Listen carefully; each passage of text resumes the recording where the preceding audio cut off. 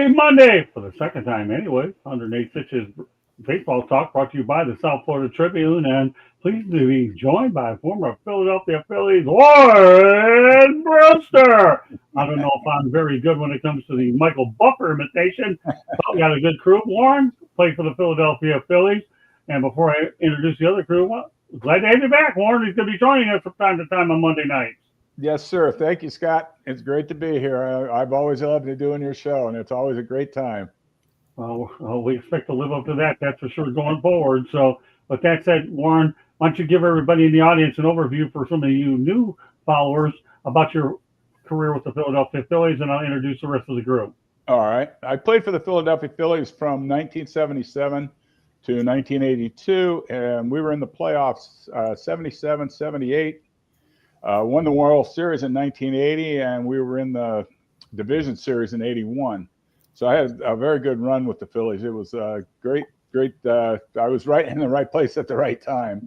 And then I got traded to the White Sox and then sold to the White Sox. Played there in 82, the September of 82, and they won their division the next year in 83. And in 83, I was traded from the White Sox to the Cubs. And then we won the division in Chicago in 84. And I had a 2-game nothing lead going to San Diego and couldn't win one more game to go to the World Series against Detroit that year. And then I retired after the 85 seasons. I spent 3 years with the Cubs. So I had a very fortunate career, and I loved every minute of it. Well, obviously you rubbed elbows with Pete Rose and Mike Schmidt for sure. Those are your teammates, and right. And I'm sure the list goes on and on. All right, with that said, let me go right to left. And then Rob Maraska's on here. He had Ed Lynch today. Now he gets Warren Brewster. And again, I'm going to put Paul and Rob out on the show.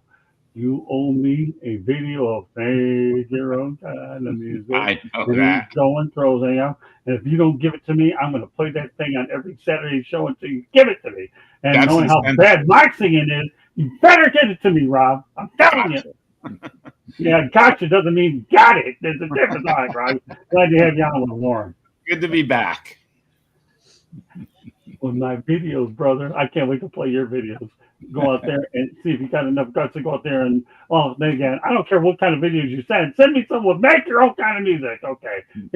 He'll be on a cruise ship making lots of noise. Thinking I make noise on that word. I don't want that. All right. So he gets a message. That's why I have Rob. Rob will also be moving to Saturdays to join me and my group on Saturdays when he returns. Rob is Mr. Versatile. We're going to have a great show on Saturday as we continue to talk about some of the off season, because baseball has one of the busiest off seasons out there. For sure. All right, George Sycorn as well. All right. Good to be back. Good to see you again, Warren, too. Yeah, thank you, George. Good to see you. Nice to see you. And we have Candy Ebling. It's great to be on here. And as much as it might pain me, Warren, to be on here with a Philly and I'm a Brewers fan through and through. So, yeah. But that's okay. Welcome to the show. Well, you got to be very proud of the way the Brewers played this year. They had a great year, best record in baseball. They had a pretty good year. Well, they went up against the tough Dodger teams too. Mm-hmm. So right. Yep. Well, just think about it, Candy. Your teammates with Warren Brewster, it's certainly a pretty good thing for you. And last but not least, Mr. Brash, Eric Katz. Good to be back. Good to be back, Scott, and glad to see you again, Warren. Thank you, Eric. Good to see you too. All right, well, we have a busy agenda, so I hope everybody can stay with us for this ride, because it's a wild ride. And don't worry, we have more World Series material coming up next week on 108 Pitches Baseball Talk. We're going to talk about a lot of different things as we do with our usual format. A lot of the people we talk about did play in the World Series, so hope you can hang in there with me. There's a lot to go ahead and digest. Well, a player named Will Schmidt has won the World Series for the 6th straight year. I said a player by the name of Will Smith has won a World Series for the 6th straight year. And we're talking about in 2023, we had a Will Smith with the Dodgers who was a catcher, which is probably the same one we have here. And in 2021, there was a Braves pitcher by the name of Will Smith. 2022, an Astros pitcher named Will Smith. 23, Rangers pitcher named Will Smith. 2024, you guessed it, Will Smith again.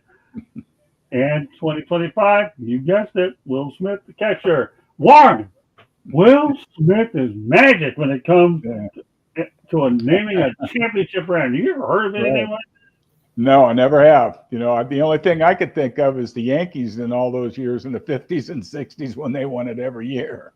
Right. Yogi won, what do you have, 8 or 10, something crazy. That's true. Yeah, what an oddity to have, and there's so many things about it, so many oddities in baseball, and to see that, or Will Smith's won a World Series 6 years in a row, and it's not the same person, it's an amazing thing.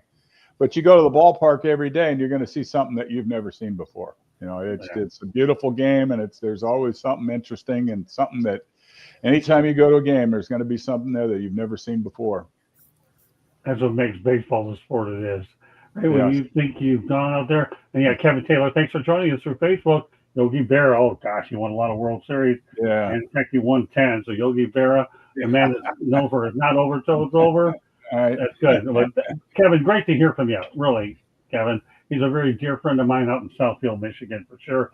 And Kevin, every time I get a chance to get out and see him, we always hang out and have a good time. But no more boneyard. Kevin, as George and I both know, it's long gone in the eyes of Ernie Harwell. All right. So, Rob? Listen, Will Smith, that's really amazing when you think about it. But I don't think it's only baseball with the big hits. There's also a Will Smith who had a big hit at the Oscars, too. Look at this guy. Right. I like it.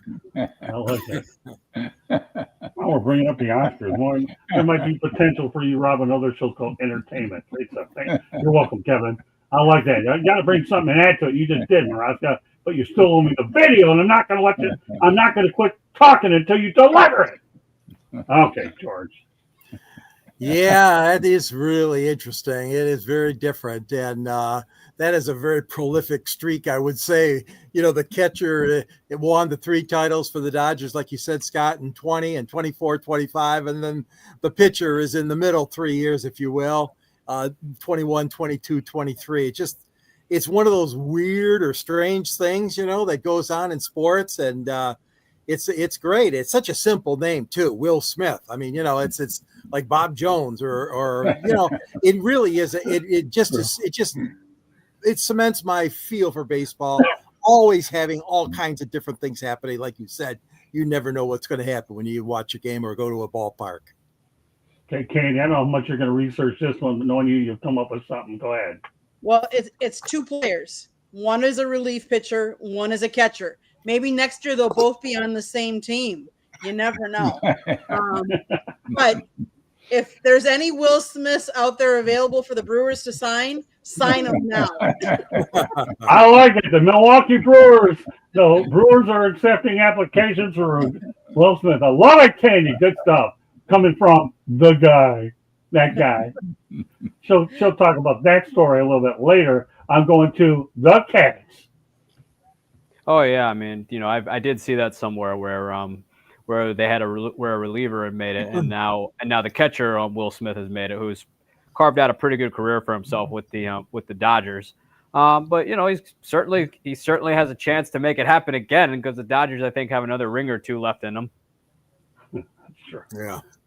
Yeah, we'll make the story more interesting a year from now when we're doing it. But then Cats will have his own show, so he'll be working with me anyhow. I'm going to be leaning on him anyhow. All right, with that said, let's continue the narrative of the World Series, and we'll do this. On Saturday, we talked about Miguel Rojas, and I'll tell you what, this guy here, he hit a home run off of Blue Jays closer Jeff Hoff to tie the game at 4-4. Then he had a great play from second base to nail down the runner at the plate. Tell you what, there's Miggy in many ways with yours truly. How do you like those pictures? Miggy and I over the Marlins. And he's pulling them out. How about that? Warren, what are your thoughts about Miguel Rojas? I think he's manager of material, but I'll tell you what, he was managing the moment over the weekend. Yeah, he had a great, and that's what always happens in the World Series, in the playoffs. Somebody that flies under the radar all season comes up and has big at bats, ties the ball game up in the 9th inning of Game 7. Oh, that's huge. And then makes great defensive play to make the game continue. And that's what it takes. It takes all 25 guys, and that's what I always said when we won the World Series in 1980. It wasn't 25 guys. There was about 30 of us. But by the time the season was all said and done, there were 30 people at least that contributed one day, one game, one inning, one pitch, whatever, to us winning the World Series, getting to the playoffs, winning the playoffs, and then winning the World Series. So it takes all 25 guys, and I love watching that because there's always some guy that's just he's a starter. Well, and Rojas hadn't been starting; he hadn't been playing much, Right. and but he keeps himself ready, and that's what the guys. When I played, they had to keep themselves ready because you never know. You know, one injury here, you never know, and you could be in the starting lineup for the next 2 or 3 weeks. And so you got to give a kid like that credit. You know, he's had a kind of obscure career, but boy, he came up big when he needed to. You know, and he was very, very instrumental in them going to winning the World Series. Well, he prevented his old manager Don Mattingly from winning it after that. Don Mattingly was what was it? When you think about this, you know, it's unbelievable. But Don Mattingly and Rojas worked together in Miami for sure, and I got to know both of them well, and I had some fun talking about them. So, but yeah, you're right. I mean, Mickey's a heck of a player. I think he's managerial material for sure. Okay, so Rob, let's turn it over to you. Yeah, I agree with you about him being managerial. You know, in the future, definitely. But I agree also with what Warren says. There's always someone who you least expect in the postseason, not only the World Series, all the postseason, who gets that hit. Where you're in shock, because I was in shock watching that at bat on Saturday. I didn't think he was going to hit a home run. I did not think he was. I was talking to my friend, and I said, I don't think anything's going to happen with him up. And then 2 seconds later, boom, it's out of there. So yeah, it takes all players 25 to win a World Series. You need everybody there, and that was a great hit, and I got to give him credit. Yeah, I have allegiances to both guys because I work with them both in the Miami Marlins. But that World Series was very difficult for me because I lost. It threw off my sleep patterns like you wouldn't believe. One minute I get a 3 o'clock in the morning game, and then I'm out of it the next couple of days. Wonder why my interaction on X is going down.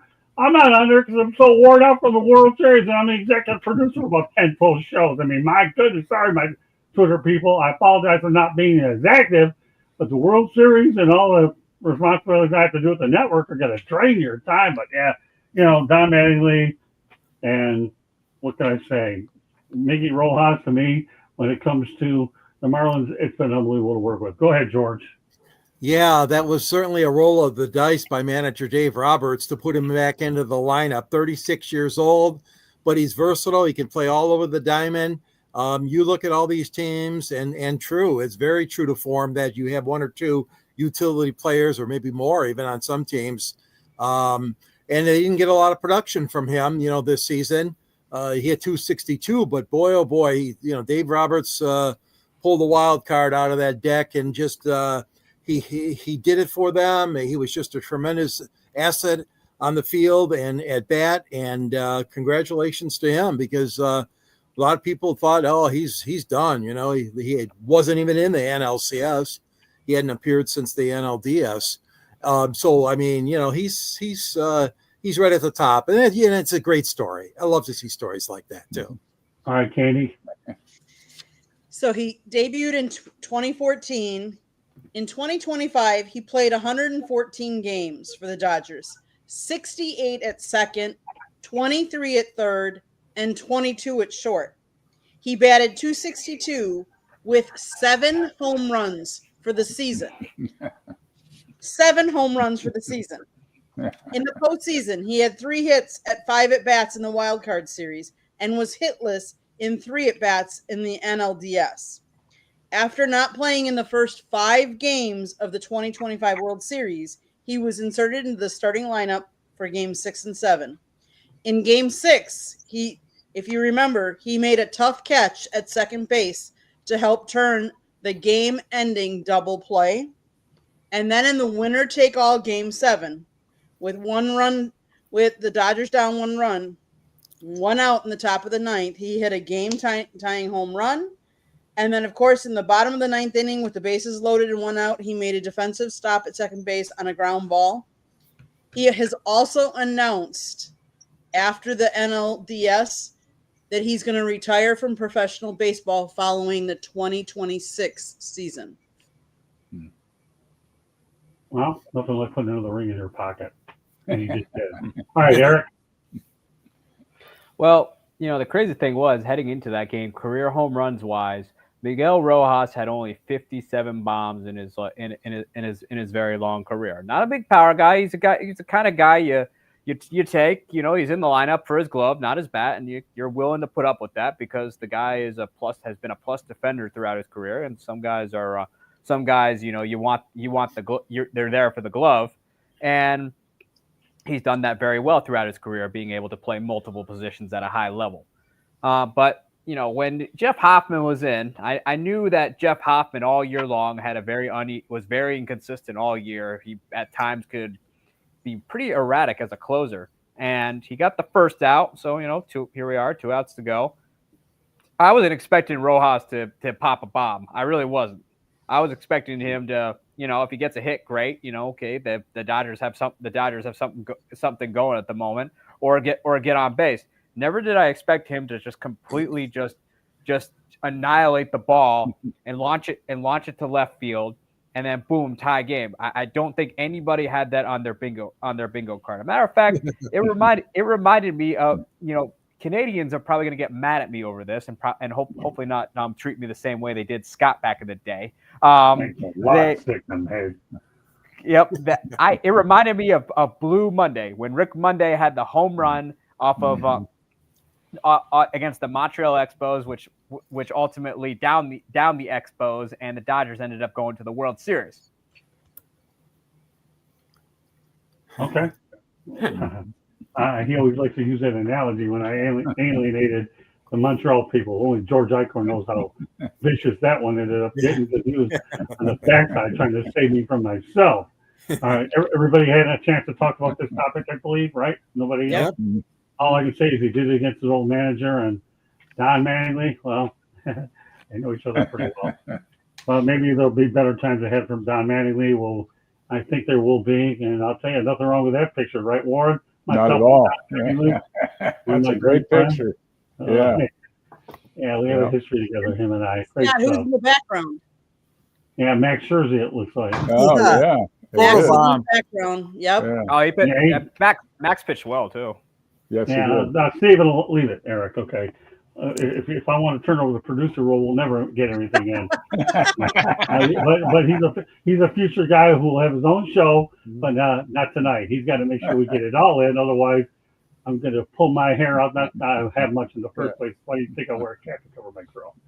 All right, well, I'll tell you what, we're going back in time, and I mean a long, long time.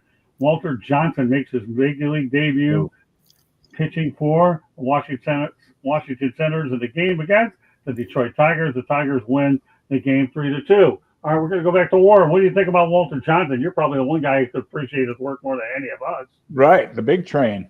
Yeah. He was, one of the first pitchers that threw really hard, and my father one Christmas bought me the Encyclopedia of Baseball, and I looked, I love looking at old records and stuff like that. And back in the early 1900s, pitchers had, they were 35 and 28. They pitched constantly. So I'm thinking, they were just like throwing batting practice. Right. But now guys like Walter Johnson now set the stage for what became the pitchers, throwing hard and really making it tough on hitters. And he was one of the first big time, Hall of Fame pitchers. He was somebody to be reckoned with. He was a great big guy and threw very hard. From what I understand, I never did get to see him pitch. If anybody stood a better chance than you over us. So I got a lot of interesting old time trivia as you get back in the groove, Warren. I just had to get the big train out of there. All right, Robert. Yes, the big train won over 400 games for the Washington Senators. And Scott, here's a little tidbit that you didn't know. My father played in the minor leagues for the Washington Senators when Gil Hodges was the manager. Frank Howard was there, and he just didn't make it to the big leagues because he was too slow, but on the base paths. But he did play in the minor leagues for the Senators. So Walter Johnson, I mean, like I just said, over 400 wins, and we know we're never going to see anything anything near that again. No, half of that. Right. Well, great stuff, Rob. Glad you had something to that segment. All right, George. And then we have the Yeah. researcher next who's going to kill me. Luckily, I don't have a series on the next one, so I ain't worried about it. Walter Johnson, yeah, that is one of the greatest pitchers of all time, and of course Cy Young and others back in the day, and winning 417 games. But then he became a manager after he retired. Some people don't remember this, but he won 529 more games as a skipper, and for Washington, and then later for Cleveland. So this guy had it all. I mean, elected to the Baseball Hall of Fame in 1936. And he just was an incredible pitcher, no question about it. It's too bad we don't see much of the old guys anymore. I mean, even highlights, it seems like these younger players, and we've talked about this before, I know on Scott's shows, they don't even have an appreciation or even know some of these names from the past. And Walter Johnson is just unbelievable. Candy? So just a couple of tidbits for him, because I'm not going to go into too much. But Johnson led the league in strikeouts for 12 total seasons. Wow. Eight of which were consecutive, both all-time records. He is the only pitcher in Major League history to record more than 400 wins and strike out more than 3,500 batters. In 1936, he was elected into the Baseball Hall of Fame as one of the first 5 inaugural members. But one thing that I know will never be broken: he remains by far the all-time career leader in shutouts with 110 shutouts. Oh, man. I'll leave it to our crack researcher, Candy Evelyn. Okay. I'll stop there. Great stuff. All right, go ahead, Eric. I mean, he's on the all-century team for a reason. I mean, he was the only guy who comes closest to Walter Johnson is Nolan Ryan. That's about it. That he is the big trade for a reason. I mean, his shutouts, no one is going to touch, and that's why it's you'll often find people debating who was better, Walter Johnson or Nolan Ryan. Oh, don't worry, you'll hear more about Nolan Ryan later in the show, because I believe that when I read these shows, I believe in greatness, and that's why we drop a name drops keep falling on our show. Don't worry, it's not like make your own kind of music, Rob. You get it, bro? Yeah, Walter Johnson is what he is. He did a lot of that stuff for the Washington Senators. Frank Howard, great. Glad you brought that name up, Rob. Okay, great stuff. All right, let's go back to Anthony Volpe. Here's a guy that we debated shouldn't have been on the Yankees postseason roster, but he opened up the scoring for the Yankees in Game 1 of the wild card. And then on top of that, Aaron Boone, when everybody was questioning his job security, says, I'm under contract. The Yankees will ride him to 2026. So what will he have to do with Volpe, and what other changes aside from his coaching staff does he need to do to get people on his back? First of all, let's talk. This is a two-sided question. First of all, Warren, what are your thoughts about Anthony Volpe? You probably had a chance to get to know him a little bit. Right. Yeah, I got to see him play quite a bit. The Yankees are on a lot, and I like to watch the Yankees. They are always they hit a lot of home runs. They're a very offensive team. And what they need is defense. That's what's hurt them in the 162 game season is the mental. They've made some mental mistakes and they've made some physical mistakes. Right. And when your pitching and defense wins you championships, and that's what I think they're lacking is their pitching staff. They've had a lot of injuries to their pitching staff, and until they shore that and shore up their defense, they switched they put Jazz Chisholm at second base to try to shore that up. And they can live with Volpe as long as he makes the everyday plays, as long as he consistently makes plays. I think he will grow into the job. I think he will get better as time goes on. They're just going to have to be a little bit patient with him. Otherwise, they're going to have to make a change. As long as he plays defense with the amount of offensive players they have, he'll be okay. He just has to make the routine plays. So what are your thoughts about Anthony Volpe overall? Well, I like him. I think he's a good player. I think he's going to be there for a while. I think he should be their shortstop. He'll be there probably 10 years. unless they have somebody or they trade for somebody. It's the decision up the people, the front office people have to make. Can they live with his, very not too productive offensively, but as long as he can make the plays defensively, they can live with him. All right. So what are your thoughts about Aaron Boone? Obviously, he's under contract probably a couple of years. Everybody wants Don Mattingly there. Yeah, I don't know. You're right. Don Mattingly knows what he wants to do yet, but Boone is still employed by the Yankees. Well, we'll keep the focus on Aaron Boone for right now. He's got another year to figure it out. Right. Does he? Right. And he's in the toughest market in baseball. Yeah. So he's always under the microscope day in, day out. I think anybody that plays in New York, coaches in New York, manages in New York, they're under scrutiny constantly. And boy, you make a mistake and it just gets magnified.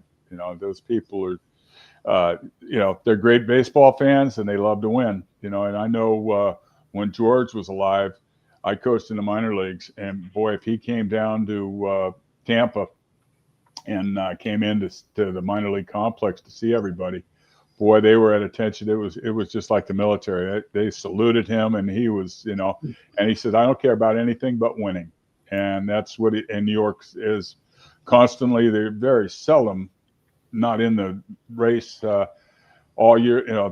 They've had very few years in the last 40, 50 years where they haven't been a contender. And I think, I've known Aaron since he was a little kid. Bob, his father, was our catcher in Philadelphia. So I've known him since he was 5 years old, and he did the boondoggle when he did the ESPN games. And he used to do that. We played one night game a year in Lakeland, Florida against the Tigers. And he would go out and do his batting stances and imitate hitters while the ground crew was getting the field ready to play. And the fans just went crazy, So he's been around the game a long time, and he's got his father managed, his grandfather played.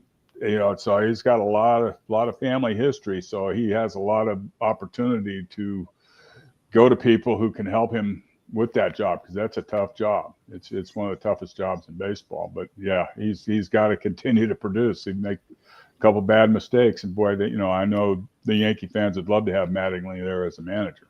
Yeah. Well, I know one thing I know about George Steinbrenner. I wrote up on him in my book.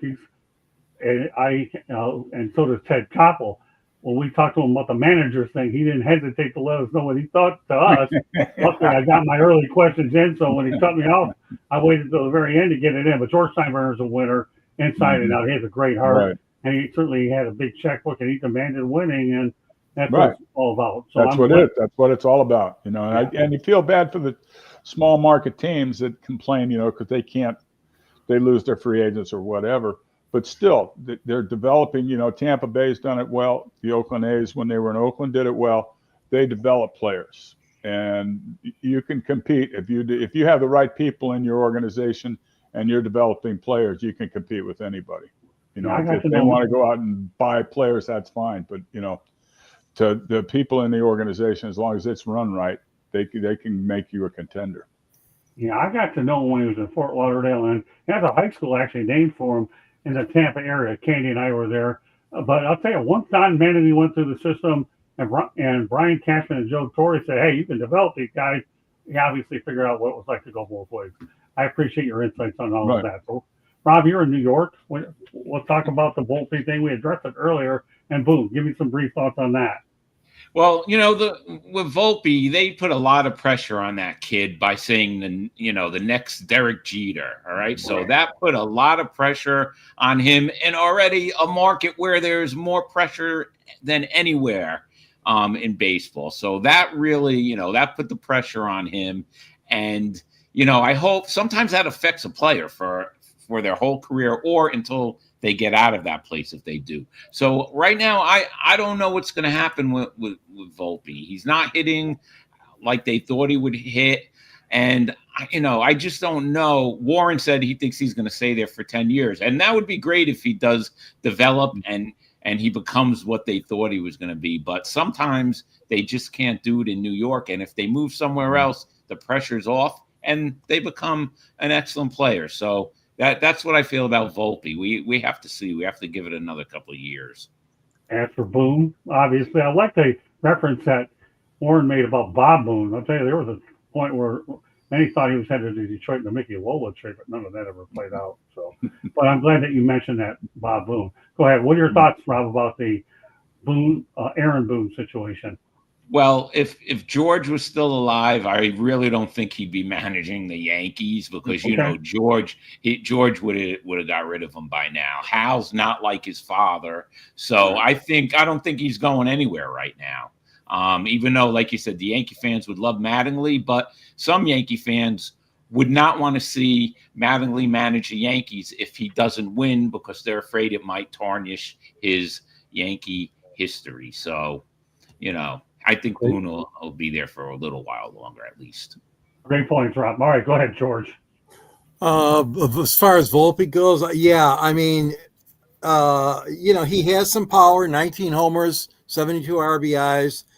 There were 6 or 7 Yankees with more homers than him. So it's not a matter of just being in a slump. And when you hit only 212, there's no wonder why the Yankees are taking a look at him and seeing if they should continue with him.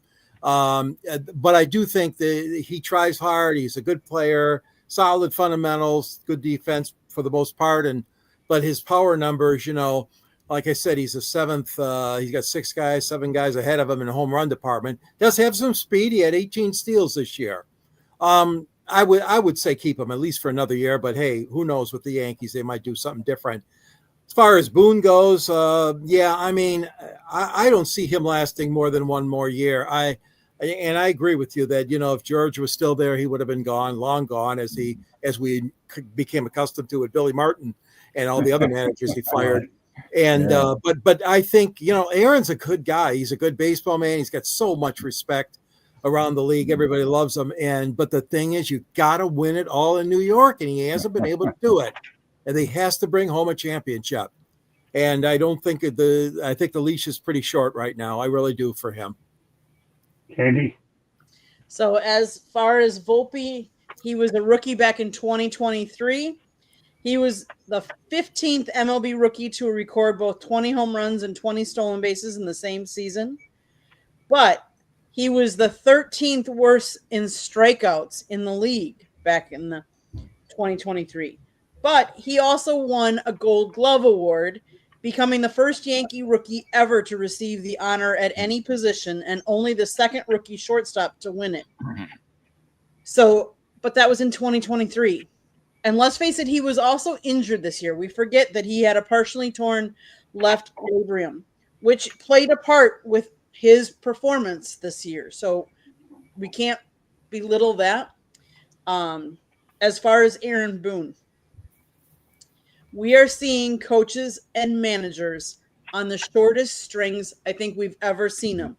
Look at college football. Look at, some of the firings that we've had. The leash has gotten shorter because the money that we're throwing at these managers and coaches is tremendous, and we expect results. And when we don't get results, we're quick to fire them because everybody, especially in the New York market, expects. I mean, the Yankees, you expect World Series, you expect championships. So I would think he's on a very short leash.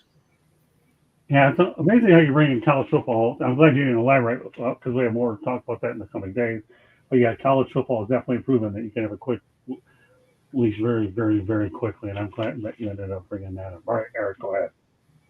Well, here's the thing with Volpe, though. I think Volpe just got thrown into a very unfair situation where everyone was expecting him to be the next Derek Jeter. That's not something that Didi Gregorius had to face when he was the shortstop for the Yankees. He stepped in right after Didi left. Gregorius did, but Volpe, given that he was a homegrown from New Jersey and all that, they expected him to be the next Jeter, and I thought that was a lot to lay on the kid. But for what it's worth, though, 19 home runs and 70 RBI, what isn't a bad year by any stretch of the imagination at that position. It's just, unfortunately, though, he's just not consistent enough. Now, as far as Boone goes, I think it has less to do with Boone. Some of the Yankees' problems are, and it has more to do with Brian Cashman. Boone can only do so much in that sense, and the power structure is just a lot different in New York than anywhere else. And I think if they were to let Boone go, which next year could be it for him. Although we've been saying that with Boone for a while now. The thing is though, he'll have a job tomorrow. Somebody will hire him. He's had a lot of success in New York for what it's worth, going to the postseason. I can guarantee you there's a lot of other teams out there who are begging for that kind of success to at least have a taste of October, a la Miami Marlins, on a more consistent basis. But for what it's, or even the Pittsburgh Pirates for that matter.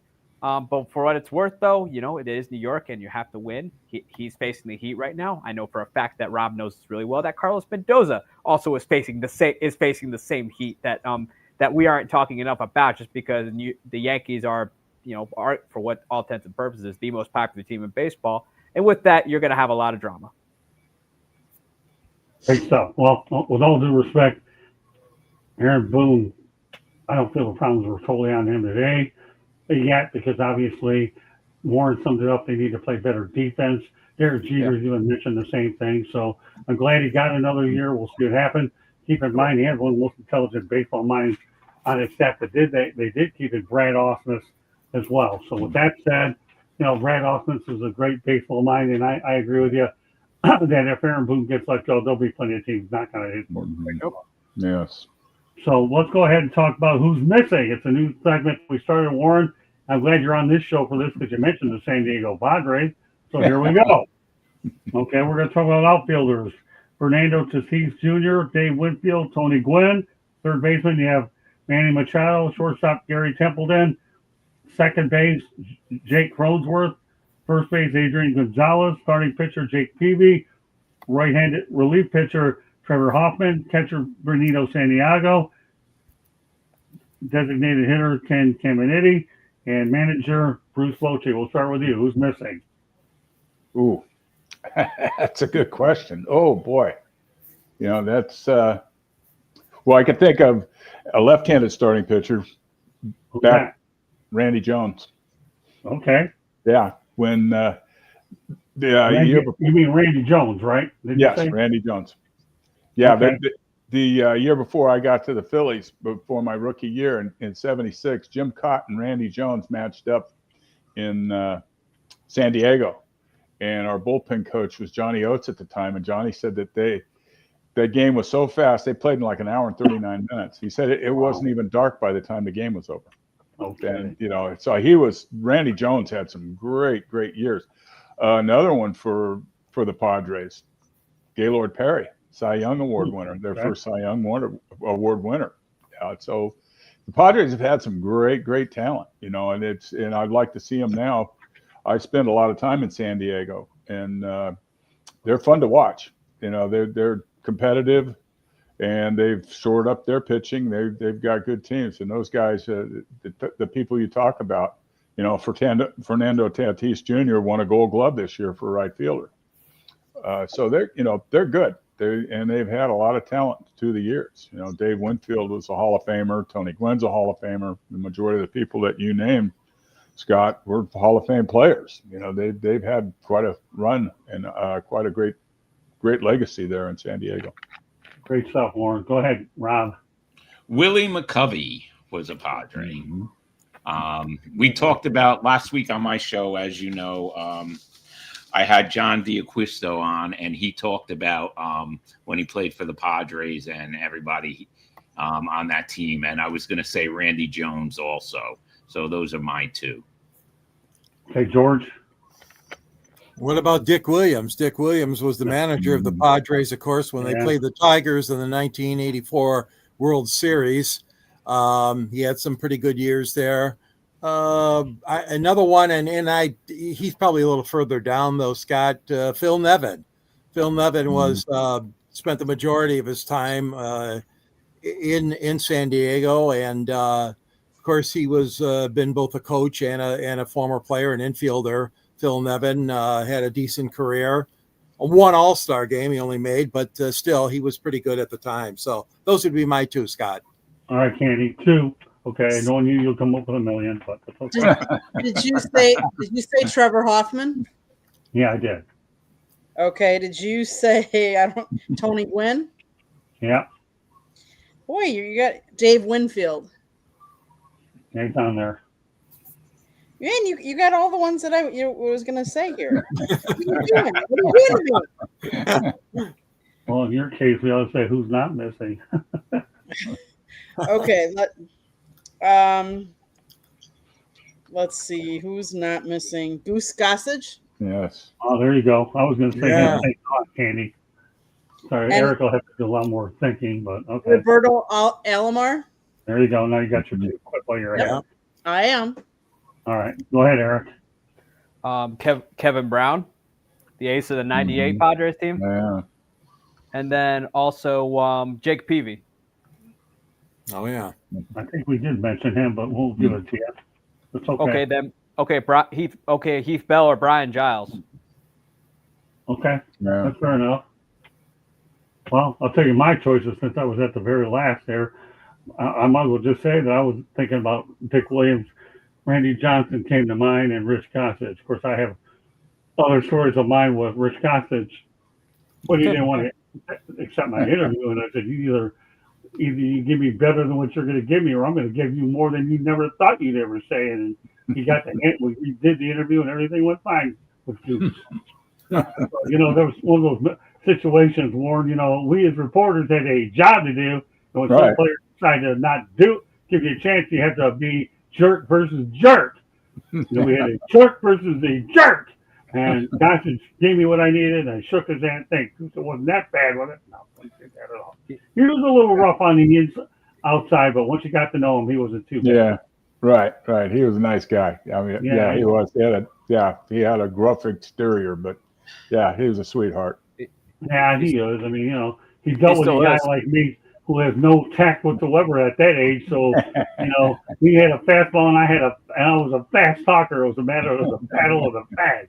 That's what it was. Those people that understand what that analogy is, don't worry, Candy knows it better than anyone. So we're going to go to our first non-sports topic of the night. We like to do this. Have a lot more to come, but our non-sports topic comes from the Motor City. That's Icorn up. I don't know if you've ever seen one of these, and I don't know if you ever get to Florida again to see one of them, but an alligator was spotted on Belle Isle. According to DNR, the gator hasn't been spotted by staff, but a photo of an alligator posted to social media included a geolocation data from Belle Island. What do you think of that, Warren? An alligator in Michigan of all? That's crazy. Yeah. Well, I used to play golf all the time in Florida, and I saw my share of alligators. They were always out sunning on the fairways. Yeah. So, yeah, that's shocking, though. That's very surprising. Wow. That's why I come up with these awful topics. Right when you don't think that you know. Don't worry, I got another one that's right up your alley. I like to do a lot of stuff on Iceland, Warren. So when I get done with you ever been to Iceland before, Warren? No, I have not. No. Oh, you're perfect. I know it's for this beautiful. Show. Yeah, I know it's beautiful. You're perfect for this show. Oh my God, I found me an Iceland guy who wants to learn. All right, Rob, what do you think about an alligator? All right, so that's your take, an alligator in Michigan. You think that's a bit far-fetched, Warren? Yeah, that is. Yes. Well, Rob, what do you think? I think that the alligator didn't realize that Scott Motor City Madmouth was in Florida, and he went to Detroit to see him. All right. That's a good one, Rob. I like that. I'll tell you one thing, though. One thing I don't like to do is go fishing, because every time I try to take fishes, they'll run away because I'm talking too loud. So that's not something that works for me anymore.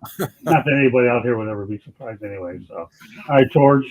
Well, yeah, it made all the headlines here in Detroit, of course, and it was not. Why do you remember it? Yeah. Go ahead. When it happened, yeah, and it's not a full-grown one. It was a small alligator. It wasn't a huge one, but still, I don't know if they ever found out who put it there or how it got there, but they finally were able to catch it. A couple of guys were just doing some walking or jogging or whatever. They ended up being the ones that caught it and turned it over to the Natural Resources Department of Natural Resources. But I'm telling you, it is so weird. It is so weird to see a headline like that up here at Belle Isle, our famous island that the city owns and operates. It was just so weird. I'm glad you brought that up, Scott. That's a great story. Oh, why not? Hey, listen, I got to come up with some Detroit stuff to keep you into this thing.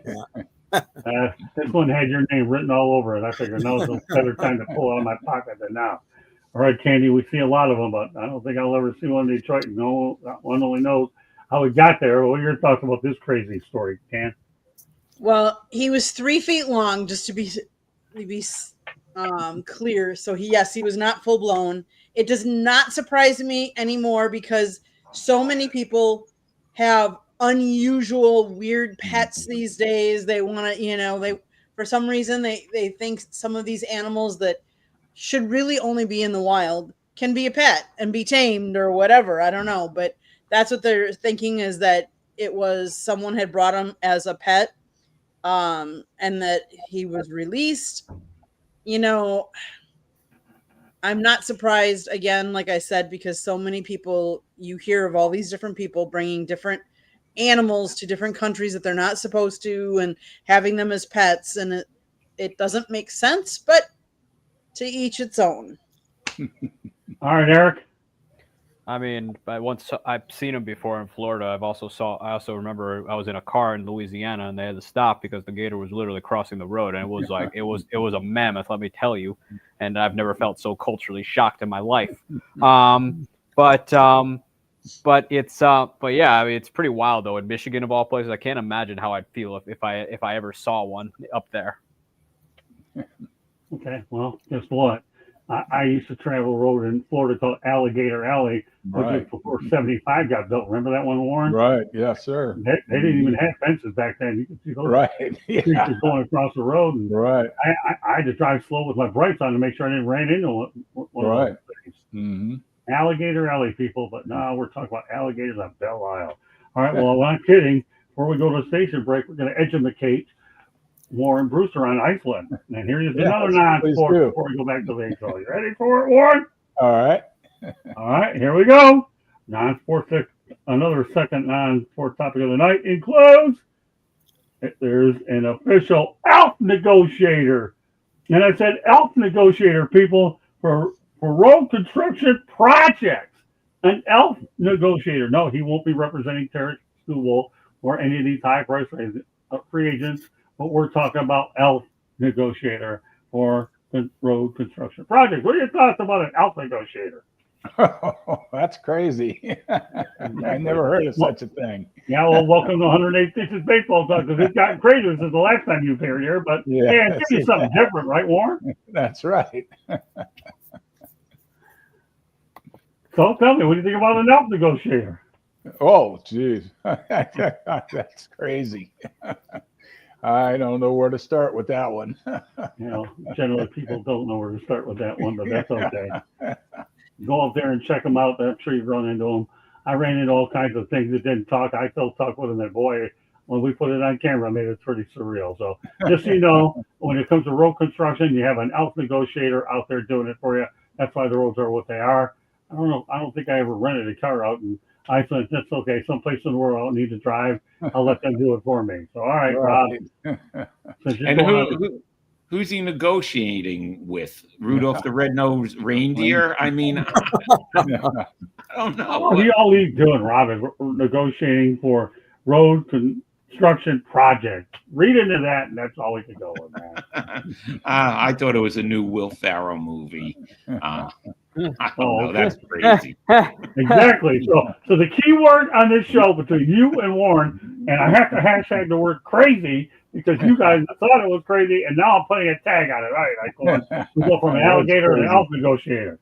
Yeah, that's something. I guess he's a mediator between the human beings, it says, and the elves, in trying to prevent conflict on these roads that they're designing or building, constructing, like you said. But it sure is different.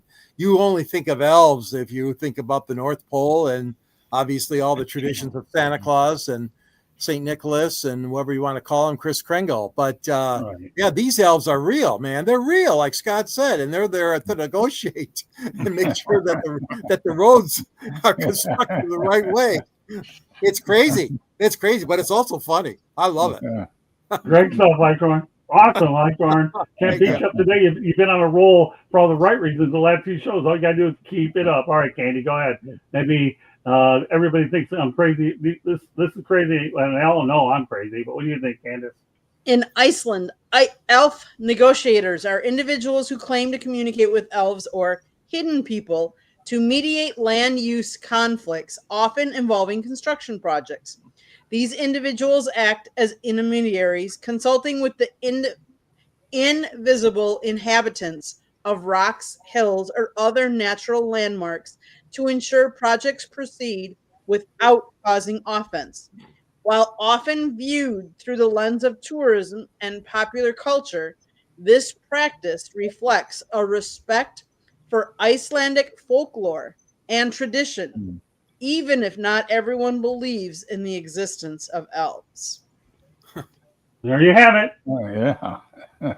Crazy, but she gave you some information. That's good enough. Yes. All right, Eric, you want to chime in on this one here before we go to the station break? Well, if he's a negotiator for construction and stuff, it sounds like, given the amount of constructions America has, our country could probably use one. Yeah. Yeah, I think that after Detroit can use one too with all those Michigan U-turns and all that construction that sends you where you can't get off of one exit on an interstate. You have to go to another. We need them in Detroit, people. I'm telling you. All right. With that said, it's time to go out there and go to a station break first. Warren will see the first station break. God only knows he's going to get in the next book because I'm going to put him there. All right. And here's Warren's first look at it. Lessons from the microphone. Go ahead, Candy. South Florida Tribune Publishing Company published a book, Lessons from the Microphone, Tuning into the Enduring Wisdom of Visionary Leaders.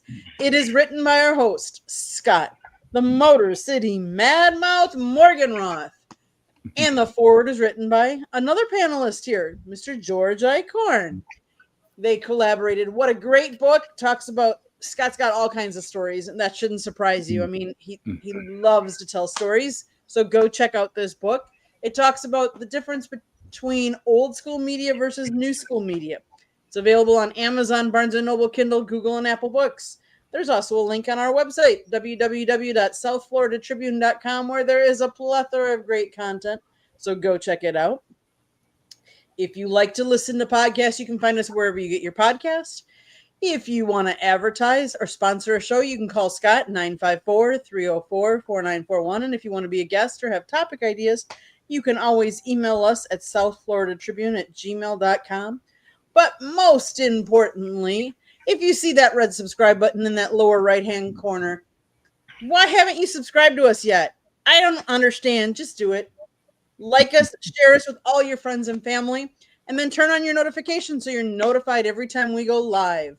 Monday nights is baseball night. Tuesday night is football night. Wednesday night, Sports Exchange. You never know what Scott's got up his bag of tricks, so tune in to find out. But then on No Limits, we talked to a former U.S. Olympic bobsledder who is talking about CTE and brain injury. So it's a very important topic, so check that out.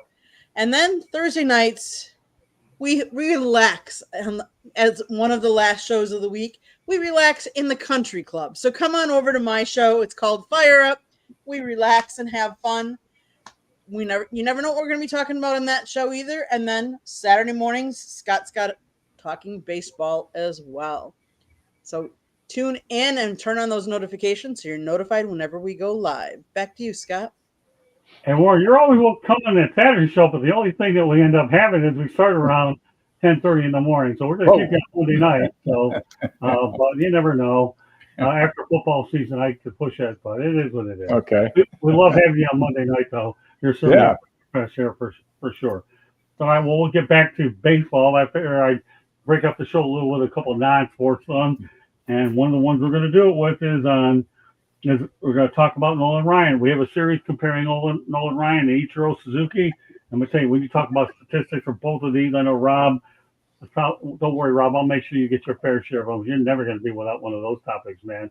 But the best part about Rob is they're dwindling down a little bit, and I'll find something else to make sure your head is turning.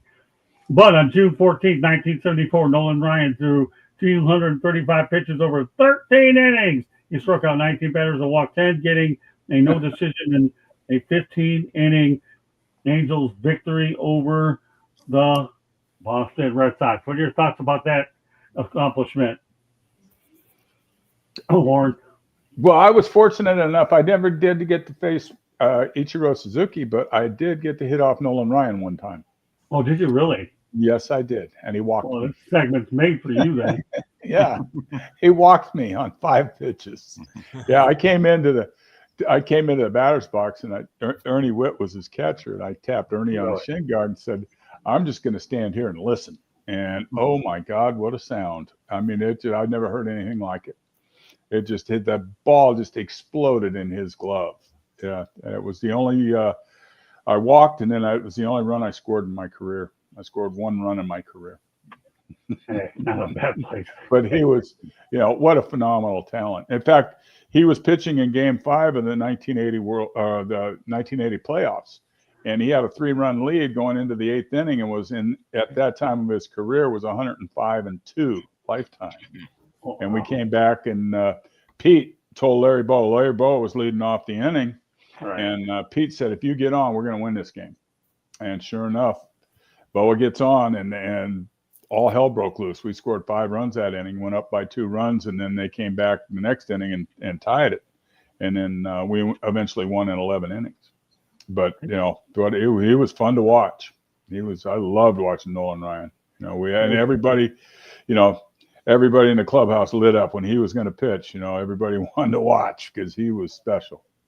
Great stuff. I love hearing stories from you. Don't you guys like hearing stories from Warren Brewster? Look at everybody. I'll tell you. Warren, you're on Monday nights. I have a dream team coming up there, and we're going to be talking about it. Don't worry. You're back. You're back and better than ever. All right, Rob. I know you get the steady dose of Nolan Ryan. You get it again. Listen, that's never going to happen again, right? So at least we're lucky enough to have seen Nolan Ryan pitch. I was lucky enough to see him pitch, live. So I can't say anything. The Mets did trade him when he was wild. I understand that, but still, never got over that one. And you can say it a few more times and I'll let you do it. Oh, Rob, this is a steady character we got here with Maraska, that's for sure. I mean, his partner sidekick, Chris, Chris is a good guy. When I put him on the Sports Exchange Wednesday, he was overwhelmed by that wild act that Candy will tell you. What does Scott have up his bag of tricks? Nothing against Chris. He was dealing with a wild Motor City Madmouth, and poor Chris. I love him. I really do, Chris. If you're watching, you're listening, I love you. But the Sports Exchange on Wednesday night, as wild as it was. Don't worry, Warren. If I put you on that show, I'll tell you they'll all go nuts there. That's one. That's not a country club. That's. I got all kinds of places to put you, Warren, as often as you want to come on after that time. All right. You're gonna wow them wherever you go. All right, Eichhorn. About Ryan. Nolan Ryan, unbelievable. I mean, those amount of innings, those amount of pitches thrown. This guy is incredible. He was a working machine.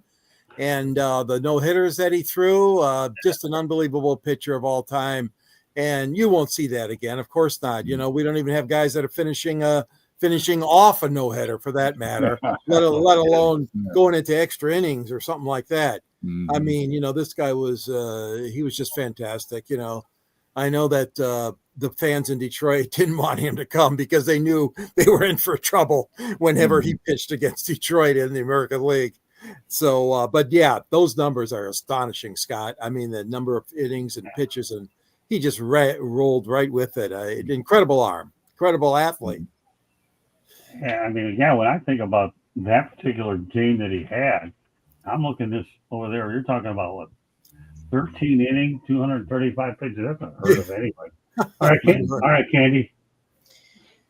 I've said many different stats about Nolan Ryan, but there's a couple that I haven't put out there. So he played for 27 seasons, more than anybody else.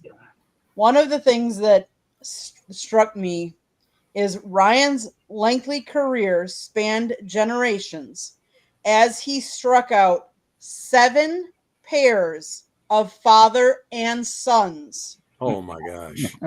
Another major league record. He also played during the administration of 7 different presidents: Lyndon Okay. Johnson, Richard Nixon, Gerald Ford, Jimmy Carter, Ronald Reagan, George H.W. Bush, and Bill Clinton.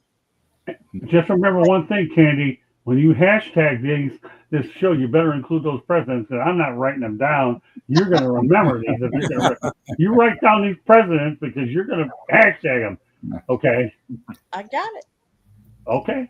I'm I just got saying. you covered. I got more hate coming on the way with Nolan Ryan, but I'll give you those two.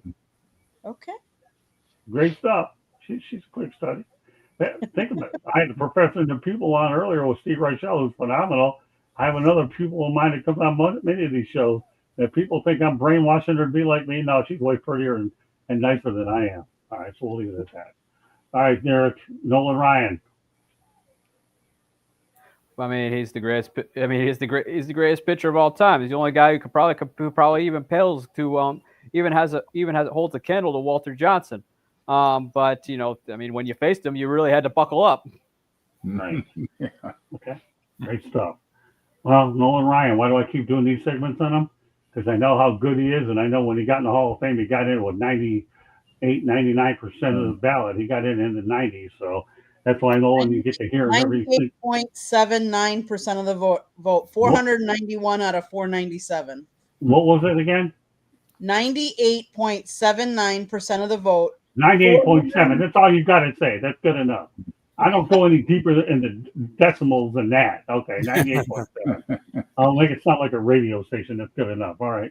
When it comes to decimals and me writing things down and AI and talking in these topics, then that's just not my bag. I'm just too old school, right, Warren? You know, we can get into the technology stuff for a while. Yeah. Hey, paper and pen words. Scott, to make it really easy for you, 6 votes short of unanimous. Yeah. That's even better. That's what I need. Keep What it was wrong with it? What was wrong with those 6 voters? Yeah. What was wrong with those other 6 voters? Yeah. Well, Really. you know, there's a food named after him, Warren. You know what it is? No, I couldn't guess. Nobody would because, again, we use crazy scrambled eggs, people. Scrambled eggs. If you think that was scrambled eggs and he didn't get it, let's talk about Ichiro Suzuki. Yeah. Because Ichiro Suzuki singled in the first at bat of his career. And I'll tell you one thing, and let's see, I'm going to go over this again because there's a lot of information. I want to make sure we get singled in the first bat of his career. His third career, obviously, he began, let's see, on April 4th, 2001, lifting his average of over 310. His average remained over 300 for the rest of his career. So you talk about him singing in his first at bat of his third career. Let's just talk about Ichiro Suzuki, you know, who ended up playing 19 years, Warren. This guy's unbelievable. Right. Great hitter, you know, and could play defense too. You know, that's the one thing when I got to the big leagues, I was surprised. You know, the guys could hit, but their defense was just as good as their hitting. You know, a guy like Suzuki, he had a great career, you know, just a phenomenal player. You know, just he could do it all. Could run, could throw, could hit. Didn't hit with a lot of power, but he could if he needed to. You know, whatever the situation dictated, he could do just about anything with the bat. Great point. So, yeah, you're talking about his third career being Major League Baseball. Oh, my goodness. Who not only knows if he had played his entire career in MLB. Yeah, Go ahead, Ron. Right. Yeah, that's what I say every week. Imagine if he just played his whole career in the major leagues instead of Japan. It would have been unbelievable. And I'll close out with the same thing I close out with every week. Who is that one voter? I know. That's okay. That's your trademark. That's saying, well, nobody's going to go out there and take that away. You earned that one. You put it out there every week. We'll see what all the revenues come from New York MLB. Talk them on there and say, who is that voter? Rob Morosky's going to trademark it. I'm going to pat him on the back and say, go ahead. I don't want it. It's yours. All right. Great stuff, Rob. That's moral support, pal. Okay. Scrambled eggs. That's what we have, Warren. See, every now and then we do talk food once in a while when a certain group of individuals are no longer in, and they're not anymore. But we'll talk food once in a while if it's meant in a context relatable to the subject. Go ahead, George.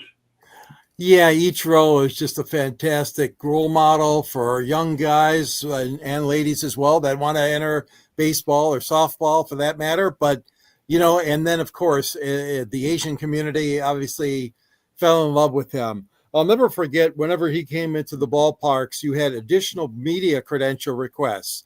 And Scott remembers this, that the Asian media turned out in large numbers wherever Ichiro went. Obviously in Seattle, he had the most media attention when he started his career, but then the other cities too that he appeared in, there was just a tremendous request. And, some old writers or broadcasters might, oh man, look at all those extra people here. Well, no, what you're doing is you're expanding the sport. You're making it a better sport for, it's always been a worldwide sport in my eyes, but you're making it more, the following even greater because of Ichiro.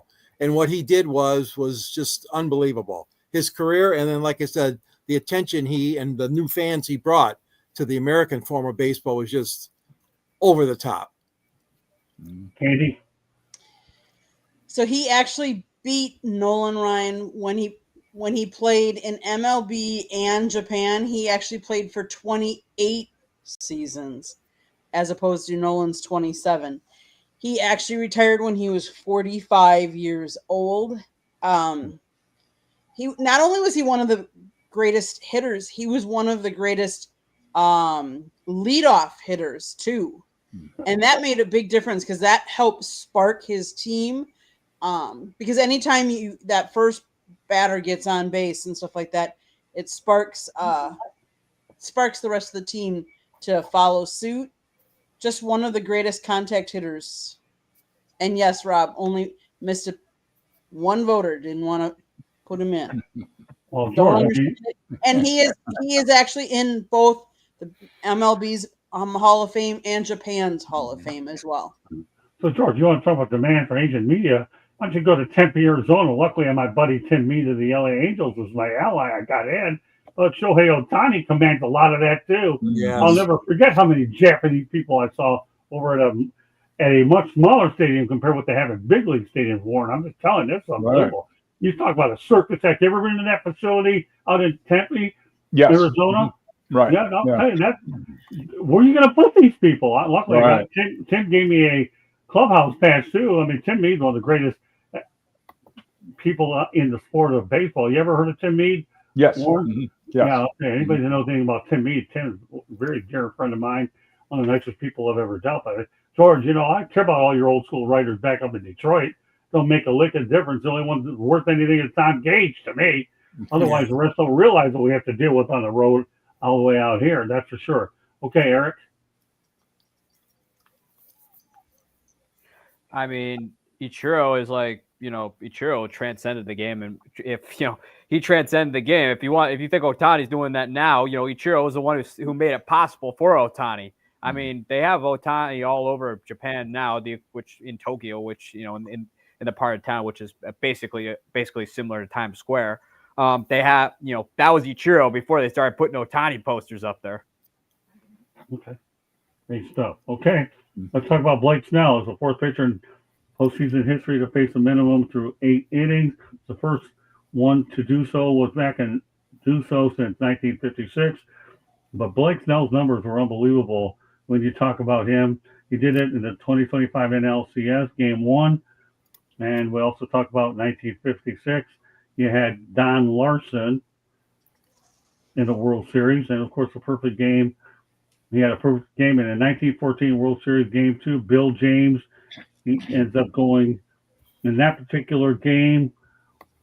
I think it was 900 in the World Series Game 1, rather. It was 19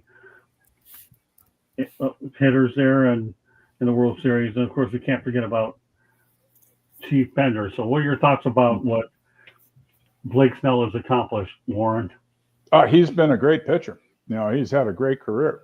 He's still in the, he's still got he's in the prime of his career. He last year had never thrown more than 7 innings in a game, and he pitched a no-hitter for the Giants. It happened to be my youngest son's birthday, and he pitched a no-hitter, on my youngest son's birthday. We were at a Moose Lodge, and we were all watching the game, and Here they made a big point of it. He's never gone past the 7th. He got through the 8th. He still had the no-hitter going. Sent him out there, and he had a nice, easy 1-2-3 ninth, and ended up pitching a no-hitter. And and so I started to research his career. He had some great years at Tampa Bay, and then I can't remember where he went after that. And then he came to the Giants, and for 1 year, and now he's with the Dodgers, and he's had phenomenal career. He was with the Padres. That's who it was. Right. Yeah, he was with the Padres and had some great years there. But was never got past the 7th inning, but was as consistent for those 7 innings as you could be. And that's what today with all the computers and all the analytics that they do, they show where the hitters the 3rd time around, 4th time around, the starting pitchers, give up the hitters hit like 315, 320, and the 4th time around they hit like 400. So they pull, you've got your guys in the bullpen that are going to pitch the 7th, 8th, and 9th innings. So the game's structured totally different. But boy, as far as what he's done, when he's healthy, he's as good as anybody in the game today. Well, think about it. Kevin Cash pulled him prematurely in a game. Right. The Tampa Bay Rays, so he's mad about that. So you knew they were going to re-sign him for sure. And obviously, he goes to a place like the Dodgers. Pretty good run in San Diego, but when he got the Dodgers, that's where the hardware started coming in. Right. More power to Blake Snell to be able to get that right. Right. Rob? Yeah, well, you want to know he had a great World Series, and he did it while he looked exhausted to me. Every time they showed him on the mound, if you looked at his face, he looked exhausted, but yet he had enough where he just did what he had to do, and that's a great pitcher. Let me tell you, great performance. George? Yeah, I've always liked him too. As you're going back to the Tampa days, and he did win 21 games that year, and in 2018, and like you said, Scott, they couldn't hang on to him, of course, and then San Diego, and now he's at the Giants again, and now he's another West Coast team, the Dodgers, and what a great team he's on right now. I like him. He's a good, hard-nosed player. He's got a lot of stamina, and just hope to see him perform years to come. I mean, he's got a huge contract, and I'm sure the Dodgers are going to keep him as long as they can. I mean, he's a great pitcher, and I think that Snell has done a terrific job in his career so far. Great stuff, George. Candy? On November 30th, 2024, Snell signed a 5-year contract worth $182 million with the Los Angeles Dodgers, which included a $52 million signing bonus and a conditional $10 million option for 2030. He was lights out against the Brewers in that series, as well as, let's be honest, the starting pitchers for the Dodgers were lights out in the playoffs. There was a couple other ones that did complete games. They have an awesome starting pitching, and that's what they relied on even in Game 7. I mean, how many teams would have put out all their starting pitchers in a game as opposed to putting out relievers in games? Yeah, pretty impressive. Eric? I mean, Snell had this reputation of just being a 5-and-fly guy, which he would be able to go 5 innings max for the most part. I mean, occasionally he'd go 6, but he'd be a 5-and-fly guy where he would just leave the game. Now he's figured out how to go deeper in the ball games, and I think also what helped him was when he got to the playoffs, he was a lot more fresher than the average pitcher though, because he was hurt for most of the year, so he kind of had that working for him as well. But he did come up when it mattered for the Dodgers. Well, he's definitely a money pitcher, and when you put him in the environment with the Dodgers, you got hitters, you have Dave Roberts, and you have that bullpen. There's no way he was going to lose. And yeah, Tampa, keep in mind, Andrew Friedman obviously used to work for him, but Andrew Friedman's done a well job with the Dodgers. So another 5 more topics to get, but we're rolling along really nicely. So the Mets are hiring Ty Correa as their new bench coach. He held the same role with the Giants in 2023. 20 to 23, 2020 to 23, 2023. I'm a little tongue-tied there. 2020 to 2023. Most recently served as the Cleveland Guardians Major League Field Coordinator and Director of Defense and Base Running and Game Strategy. What are your thoughts about the move, Warren? Well, I like it. You know, I think he's a baseball man. He has a lot to give. He's been around the game as a player, and not only that, and then he knows the game, and he's outstanding. I thought he did a great job with the Giants. They were contenders the majority of the time that he was there. It was a short time, but I thought he did a good job with the Giants. I paid a lot of attention to the Giants in those days, and I really liked him. I thought he's a great baseball man.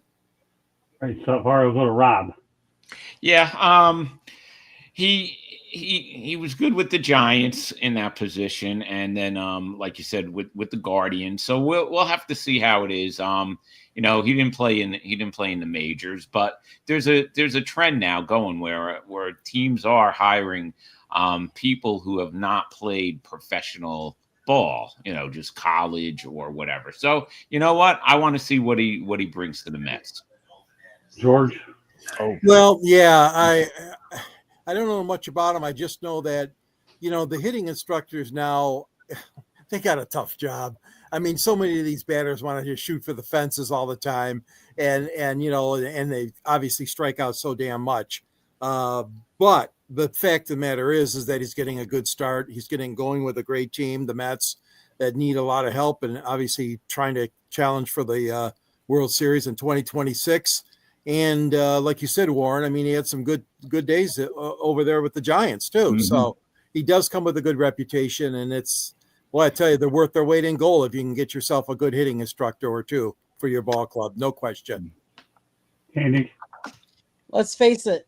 The Mets had such a payroll that they need to get more people in there because they want to have the success that they didn't have this year. And so they're going to try whatever they can to get baseball minds in them to help them out.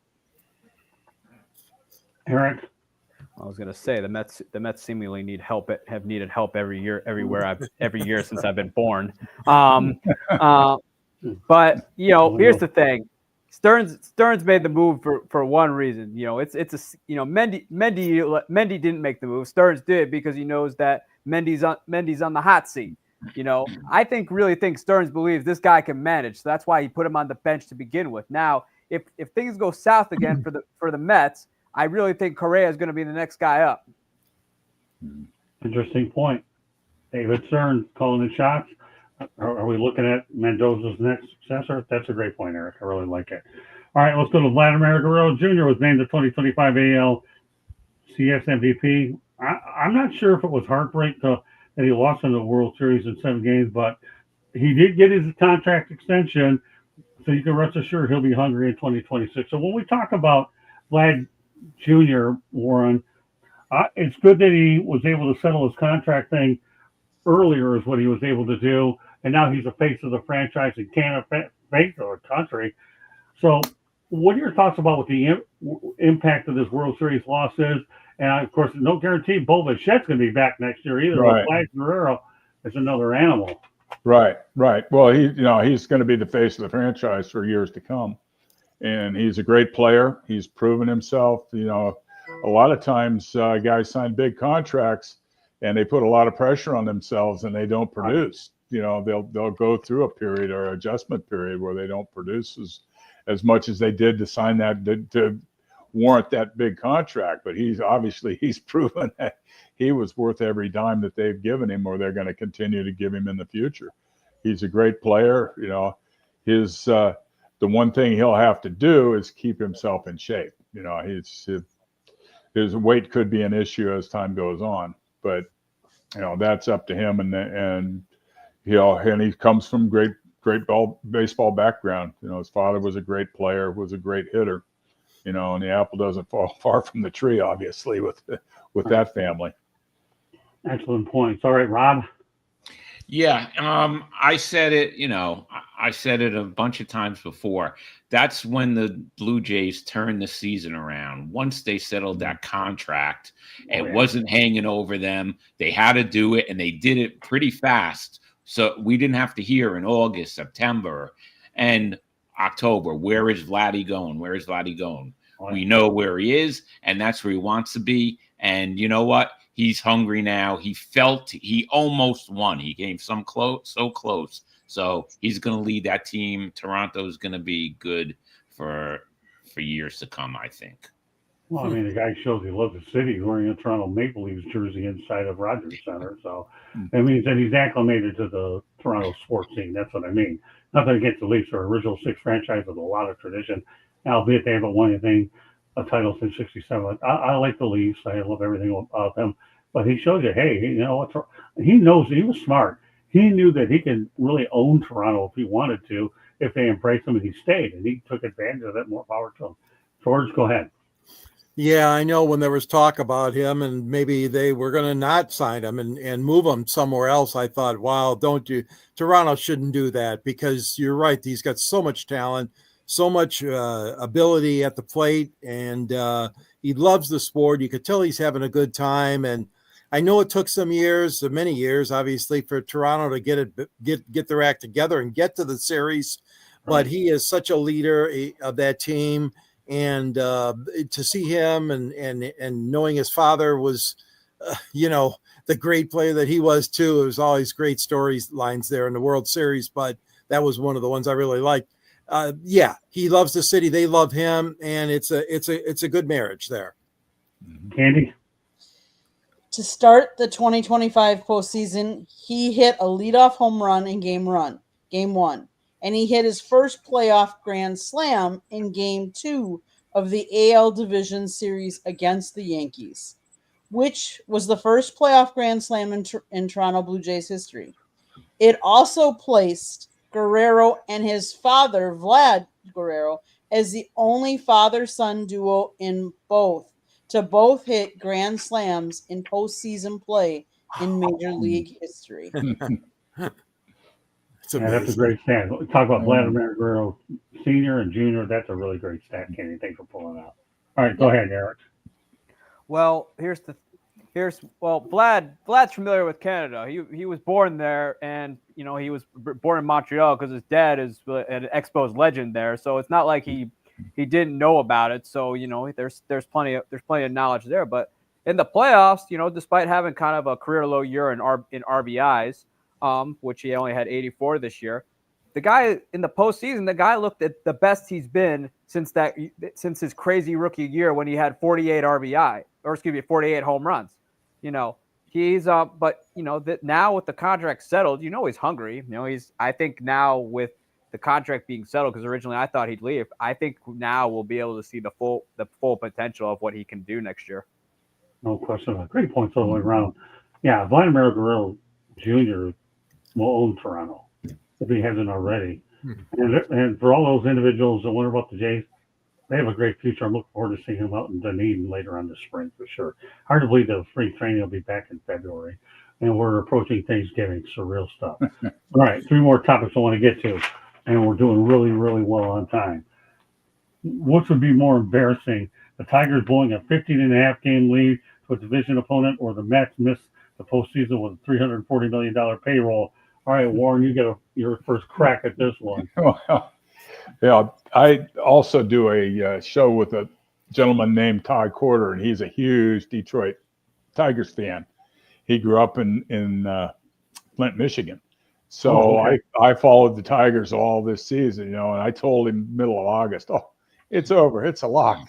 They got a 15.5 game lead over Cleveland and a 14.5 over Minnesota and Kansas City. It's over. They're never going to catch them. And we watched every week as the division lead dwindled, and he's down with about the middle of September. He goes, I'm starting to get worried. And I said, I don't blame you. Yeah. And it doesn't matter what an organization, how much money they spend on their players. You've got to have a camaraderie, and you've got to have, the right pieces. You could spend a lot of money and not even make the playoffs. So, that's happened, and it happened this year. And, it just, the amount of money is totally irrelevant. You've got to have camaraderie. Those guys got to get along. And, I mean, the A's kind of proved that the 70s A's kind of proved that, they like to fight. But, when it came to game time, they fought their opponent, so it's what you've got to have. You got to have camaraderie. You've got to be able to pull together as a team to win games and to win tight games and close games. You're doing a good job dodging my question, though. I'm kidding. I'm kidding. Well, which would be more embarrassing, 15 and a half games? Oh, the 15 and a half. To me, the 15 and a half. Okay, without question. You can't blow. Yeah, you can't let a lead like that get away. And that happened to the 64 Phillies. They had like a 7-game lead with 10 to play and didn't make the playoffs. Ended up in third place. Didn't win a game coming down the stretch because the manager started using Jim Bunning and Chris Short as their only 2 starting pitchers, and he burned them out, and that happens. And once, for me, I kind of lived and died with my manager. And if I saw, especially in the playoffs, I've seen my manager panicking, I'm just going, whoa, what's going on here? It's been different. We've had a different scenario all season long, and all of a sudden it's playoff time, and all of a sudden everybody's panicking. It's you got to let the players play, and then whatever happens, happens. You can't put pressure on yourself or your teammates. You just, and that's what happens in games like that. Pretty soon they go on a streak where they lose a few games, and then it's going, what happened? And they let it get away from them. No, Warren, to me, that's more embarrassing is losing 15 and a half game lead. Now, Warren, I'm kibitzing with you because of Yeah, sure. That's why we get along so well, because my uncle Warren Brewster knows I keep going out there. I'm telling my uncle, I don't have any uncles left. I need one. I got one here. Is that all right, Uncle Warren? Yeah, sure. I've run out of uncles. Now I got a new one tonight on National. I have an uncle out, Warren Brewster. My latest uncle. I had an Uncle Ernie. Now I have an Uncle Warren. All right, great stuff. I was kidding, but at least he gave me the answer that I believe is right. 15 games. All right, Rob, go ahead. Uncle Warren Brewster, my latest family member of the Motor City Madmouth. Go ahead, Rob. Well, if the Tigers didn't make the postseason, then that would have been, the answer. But they did make it. So, the Mets, listen, we know the Mets it was a tale of 2 seasons, right? The beginning, the Mets were hot, hottest team in baseball. The end, not good at all. We thought they made the right moves at the trade deadline. Turned out they didn't. So, it's the Mets because the Tigers did make the postseason. All right, George. You stole my thunder again, Rob. That's exactly what I was thinking as you were talking, Warren, that Detroit still made the playoffs and they beat the team that they played, that they gave the lead away to, the Cleveland Guardians, sorry. And I think the Mets, I think that one, because think of it this way too. You're talking about a huge fan base, of course, that follow the Mets. Like every team has its own fan base, but they missed out completely. Now that's a situation where having spent all that money is one thing, but not being able to reach the promised land of the postseason is another. So at least Detroit did have that satisfaction. They still didn't get the division title, but they made it into the second round at least. But that's the way I stand on it. Okay. Katie? I'm going to say it has to be the Mets because that payroll was just ridiculous. And then to not even make the playoffs. Yes, I get blowing a 15-game lead, but they still got into the postseason. And,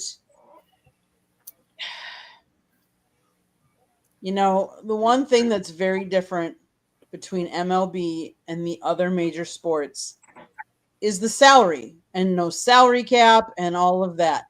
So I am going to say it's embarrassing. Plus, you're talking a New York team. Pressure is always on them. They spend a lot of money. You expect them to be in the postseason. Not necessarily the World Series, but you expect them to at least make the playoffs. To spend that much. But like Warren had said, though, it's about the camaraderie. And what did the Mets have the camaraderie? Because let's face it, the Brewers have a third of the payroll about, but yet they look how far they went. Eric? I mean, let's face it, the Tigers, although that was bad that they blew such a lead, though, they still got into the postseason and ultimately beat the Cleveland Guardians and actually got into the ALDS. It wasn't they got, even though they didn't get the whole ham, they still got a scrap. But yeah. But as far as embarrassment goes, I'd have to give it to the Mets. You spend all that money on you, and you have a loaded lineup, and however they don't go. They had plenty of opportunities to go. The National League wasn't that strong. They seemed to be having a mediocre off against the Cincinnati Reds, and they didn't go. But I'd probably say that's more embarrassing because not only was that a baseball conversation, that became a financial conversation. So talk about double whammies there in the sports and the non-sports world. Only the Mets. Great point, Eric. Think about it. They had Juan Soto. They managed to get Pete Alonso back for 1 year. And when I was talking to Carlos Mendoza, I have a feeling this team could make it to the World Series. Who would have ever thought that they would miss a postseason altogether? Port St. Lucie, I had a great relationship with the Mets, and in case you want to know, it's in Florida, so it's unbelievable. So, yeah, I think the Mets, Tigers were able to redeem themselves a little bit by playing the Guardians in the playoffs and beating themselves. It's a good question that is worth out there, and I think when you compare the 15.5 versus not getting in, it's a fair argument you can make on both ways because the Tigers, let's face it, if it wasn't for the help of Mike Trout hitting some bombs for the Angels, the Tigers may be on the outside looking in. They got some early Christmas gifts from Mike Trout, and we'll talk about him on late future shows as well. All right, 2 more topics to get to. On August 1st, 1983, Joe Carter collects his first hit and RBI for the Chicago Cubs, of all places. Boy, the Blue Jays could have used him the other night, right, Warren? That's right. Yeah, I was there when he got his first major league hit. Oh, were you really? Oh, yes, sir. I played for the Cubs in 1983. Oh, cool. Yeah, I was there 83, 84, what was that 85. Like?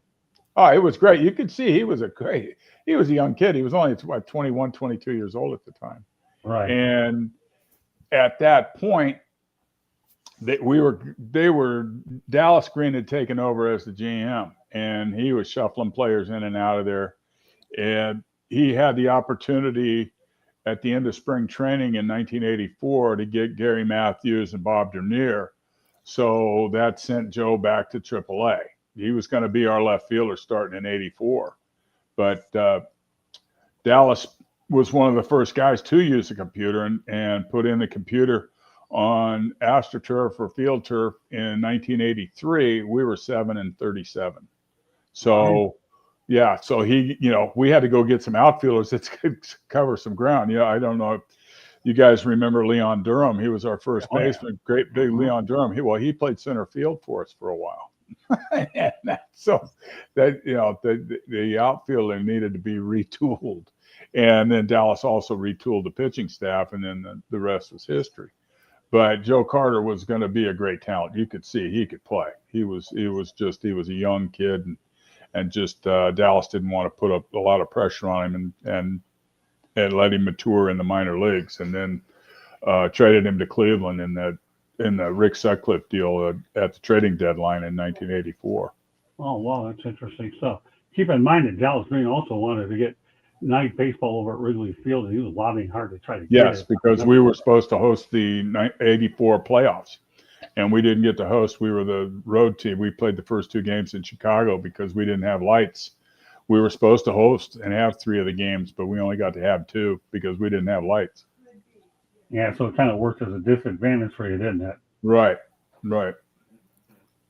Great stuff. I'll tell you, this guy comes up with an unbelievable. Well, your playing days are really worked out well with what we've got on the table today. All right, Rob. Yeah, Joe Carter, of course, he was great. And Toronto could have used him to hit another home run in a game 6, because listen real quick. They could have won game 6. They could have. I'm still shocked. I'm not shocked because the Dodgers are the Dodgers, but I really thought that Toronto was going to pull it off in game 6 on Friday night. Yeah, I thought so too. I'm with you there. Okay, George. Well, Joe Carter was a great player. I enjoyed watching him, even though he was on an opposing team. 2,184 hits in his career, 396 home runs. That's great, Warren, that you can relate to that first appearance there for Joe Carter. I know the fans loved him in Toronto. He was with a lot of other teams as well, but there certainly is a lot to be said for the gap of how long it's taken again for Toronto. And it happens to so many franchises, as we know, this gap of trying to win the second or maybe third or maybe just another World Series. There's so many teams, including my Tigers, of course, that have been waiting since 1984. So there is a situation there where Joe Carter can relate back, and I'm sure Vlad Jr. will be able to one day share a couple of pops with him and maybe even this offseason and reminisce, because they both were in the World Series as Jays. And of course, Joe, with that tremendous opportunity he had with the Jays and the home run, was just incredible. So yeah, I liked him, Scott. I think he was a great ball player in history. Candy? He was named to 5 All-Star teams. In his career, he hit 396 home runs and drove in 1,445 runs. He drove in 100 runs in a season 10 times, including the 94 year, which was cut short due to the strike that occurred 115 games that year. He was the first player to record 100 ribbies for 3 different teams in 3 consecutive seasons. Carter was also involved in the final plays of 4 games in which the Blue Jays clinched a championship. 1, the game-winning single to drive home Roberto Alomar and clinch the 91 American League East Division Championship. He caught the final out at first base in the 92 World Series, catch the final out in the fly ball to right field in 93 American League Championship Series, and number 4, the walk-off home run in Game 6 of the 93 World Series, which nobody will forget because they played it how many times over in this series. So those that didn't see it back in the day got to relive it now. Great stuff, Candy. Yeah, Roberto Alomar, the Sky Dome. He's definitely going to be remembered probably for the home run, probably more than his stats, and that's what you need in the Fall Classic, right, Warren? You Yes. remember for that defining moment to clinch a game in walk-off fashion, and that's exactly what he'll be remembered for. Go ahead, Eric, and then we have one more topic for the night, and then we're done, and we'll give everybody the opportunity to let them know how they get hold of it. Go ahead, Eric.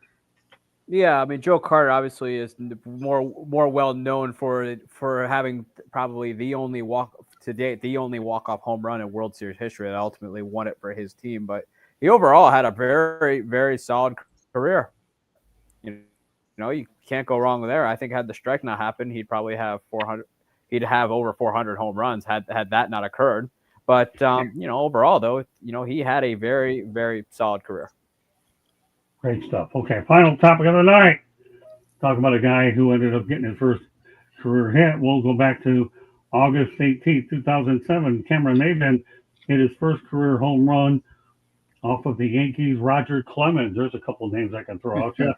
A footnote, Maybin was involved in a blockbuster trade with Miami along with other prospects for Miguel Cabrera, Dontrell Willis. Cameron Maybin had a lot of great skills. I've talked to him a few times, but you're going to give up a player of that caliber. At least Dave Dombrowski was shrewd enough that he was able to do it. To get, to me, Miguel Cabrera, Dontrell Willis, was throwing in that deal. Yes. And Jim Leland couldn't fix him. Yes. So you're talking about Cameron Maybin, and then what proceeded to happen after that. Well, Cameron Maybin had a great career. I mean, there's no question about it. I was coaching in the Philadelphia organization at that time, and we had to go up to Philly for 3 days and observe big league baseball because a lot of the coaches hadn't played big league baseball at that point. And one of the times I went up there, Cameron Maybin happened to be, I think he was playing for the Mets at the time. I can't remember. Not sure, but I got to see him play for 3 days, and oh boy, he was special. He was fun to watch. He could do a lot. He could run, he could throw, he could hit. He was a special player. And for the Tigers to get a guy like Miguel Cabrera and a Dontrell Willis, Dontrell Willis was down at the downside of his career, but Miguel Cabrera had, phenomenal career with Detroit, led them to the playoffs numerous times.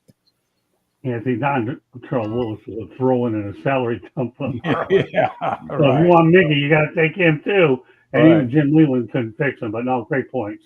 You got to be exceptionally good if you're going to. And I say this now because this happened during the baseball winter meetings, which will be coming up in a few weeks. Okay, Rob. Yeah, he had a pretty long career, right, from 2007 till 2021. He hit 72 home runs for his career, so he had a pretty nice career. And yeah, he finished his career with the Mets in 2021. Okay, George. Yeah, he had a couple of stints in Detroit, with the Tigers in 2016, and the other one was 2020. I thought he was here more than just a couple of seasons, but he was always like a fan favorite. He was very fleet of foot and hustled and roamed the outfield as good as some of the other Tigers did, or better. And then, of course, the fans loved him because he was always got a smile on his face and a great ball player. Even if it was just a few years here in Detroit, they really liked him, though.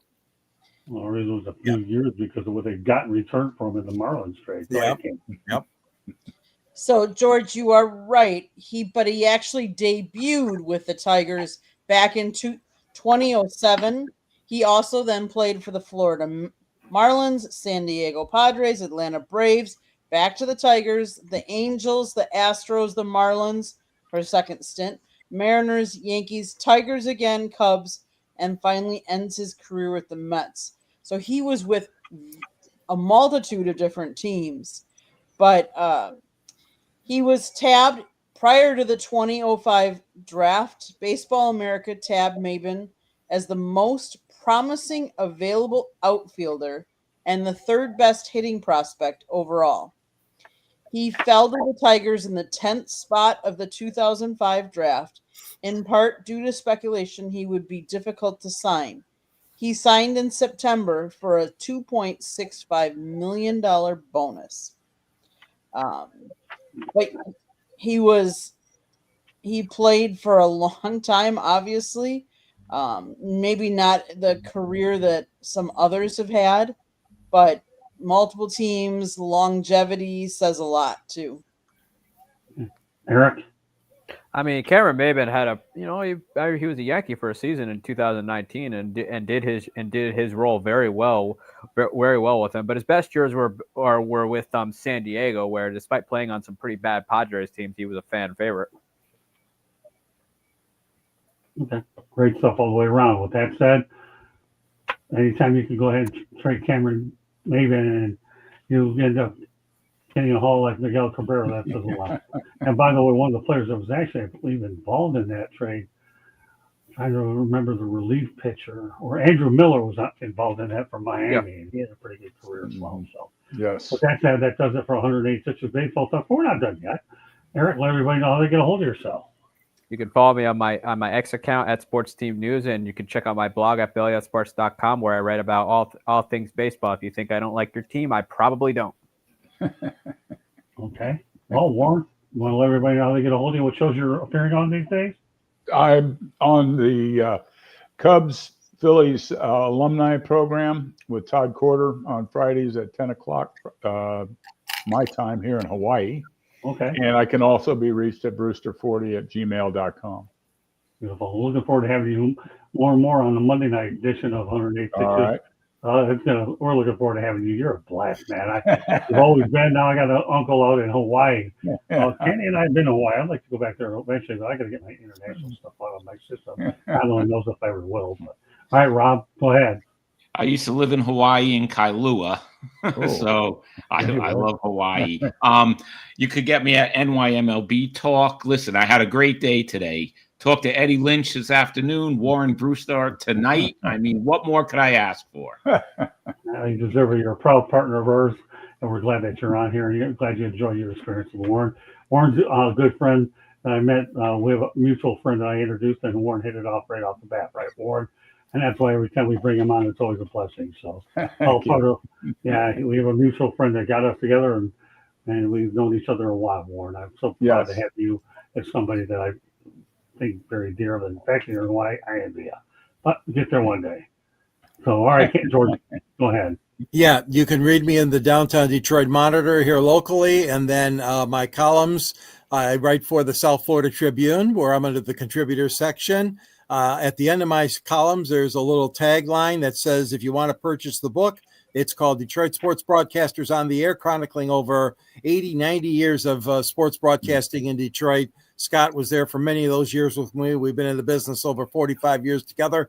And don't forget that you can reach me at gicorn@yahoo.com, on X, Twitter at SanGSports99, and also on LinkedIn under my name as well. So everybody accounted for except us, right, Candy? Yeah. Yes. Go ahead. Floor's yours, Candace. South Florida Tribune Publishing Company published a book, Lessons in the Microphone, Tuning into the Enduring Wisdom of Visionary Leaders. It is written by our host, Scott, the Motor City Madmouth Morganroth. And the foreword is written by another panelist, Mr. George Eichhorn. This talks about old school media versus new school media, how it has evolved and changed over the 40 plus years of Scott's career. Great stories in there. There's actually a picture of a young Scott with a young Tommy Lasorda. So go get the book. It's available on Amazon, Barnes & Noble, Kindle, Google, and Apple Books. There's also a link on our website, www.southfloridatribune.com, where there is a plethora of great content. So go check it out. If you like to listen to podcasts, you can find us wherever you get your podcast. If you want to advertise or sponsor a show, call Scott, 954-304-4941. And if you want to be a guest or have topic ideas, you can always email us at southfloridatribune@gmail.com. But most importantly, if you see that red subscribe button, click it, like us, share us with all your friends and family and anybody you think that would enjoy our programming. Monday nights, we talk baseball. Tuesday nights, we talk football. Wednesday nights, you never know what's up, Scott's Bag of Tricks. And Thursday night, you never know what's going to be on the country club. So tune in to find out and then turn on those notifications. One last plug that I have not said lately. I am also on a Tuesday night all girls podcast on the Chicks podcast. So check us out Tuesday nights at 7:30 Eastern. Okay, Scott. Back to you. Great stuff, Katie. Well, Warren, we've gotten a lot bigger since the last time you were on, but we're better than ever. We got 2 baseball shows. She does her own show, and of course, she goes on every Tuesday. But we have a lot more things. That's awesome. And my goal is I just want the best talent and the best people on these shows. I'm very confident day in and day out I have them. And like I said, Warren, you know how you feel. I feel about you. I really do. So. Thank you. Thank you for having me. It's great. Always a great time.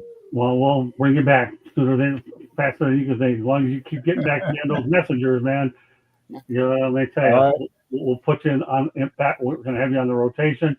It's only going to get more and more interesting for the off season for sure. So on behalf of Eric Katz, Candy Evelyn, George Eichhorn, Rob Maruska, have a good trip, Rob, while you're on your cruise ship. And you know what you owe me, a video. And you're going to learn to make your own kind of music. And if you don't, you're going to have to deal with my Memorex voice that will break your ears up. You don't do it. So he will. Rob knows, and he's in the clutch. I'll be worse than Nolan Ryan with a fastball break between his ears. You know, give me that video. And of course, last but not least, Warren Brewster, who's been a good friend of mine for a while, and we're glad that you're back here talking baseball with us tonight. So on behalf of my great crew tonight, I want to thank you very much for joining us. Kevin Taylor, thank you very much. El Yepasan, also in the chat room, acknowledge us as well. Appreciate that as well. And we will see you tomorrow on Inside the Pigskin. And we have a busy show lined up, baseball on Saturday, and we have a lot to look forward to. Good night, everybody. Thanks for joining us on 108 Stitches Baseball Talk. Bye now.